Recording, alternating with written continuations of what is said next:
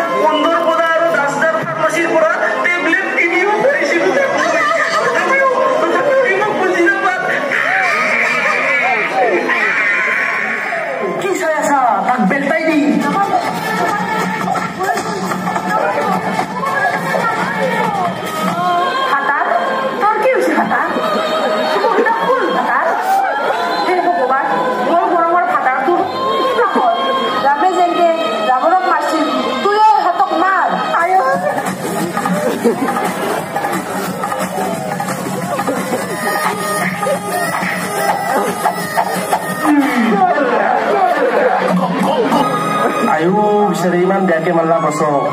Iblis mata, iblis pak.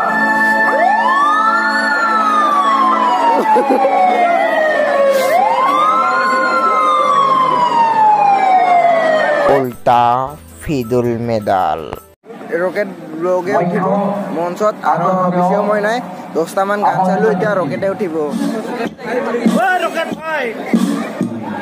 এতিয়া finally বহু সময় ৰখাৰ পিছত ৰকেটটা মঞ্চত উঠিছে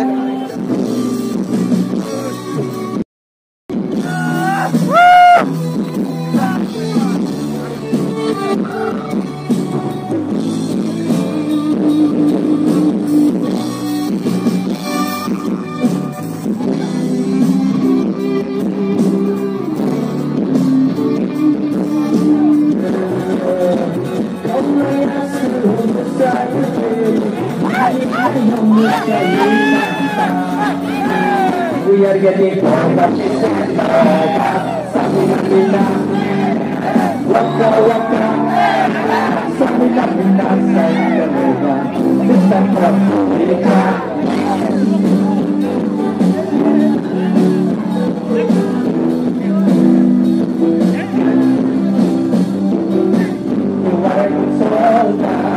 sudah gambaran tidak sempat penas kau sampai kita sehat